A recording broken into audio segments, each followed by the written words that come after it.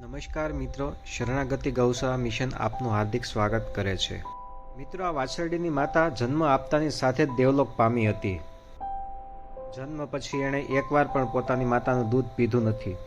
અમે આને આંગળીએ દૂધ પાઈ અને આને મોટી કરી છે. આવી અનેક બિનવારસી ગાયોની વાછરડીઓ ગામમાં ભટકતી હોય છે તથા અમારા ગામમાં અસંખ્ય બિનવારસી ગાયો છે.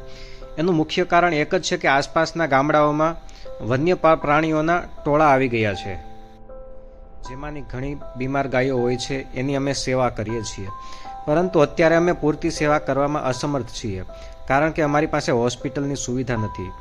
જેના માટે શરણાગતિ ગૌસેવા મિશન એક હોસ્પિટલ બનાવવાની શરૂઆત કરવા માંગે છે. મિત્રો, આપનો સપોર્ટ, આપની લાઇક અને આપનું સબસ્ક્રાઇબ મળતું રહેશે તો કોઈ ગાયની જિંદગી બચી જશે.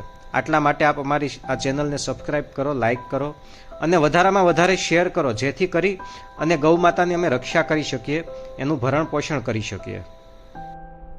મિત્રો, આ જે વાછડી તમને દેખાય છે એ અત્યારે 4 વર્ષની ગાય બની ગઈ છે અને સંપૂર્ણ રીતે તંદુરસ્ત છે.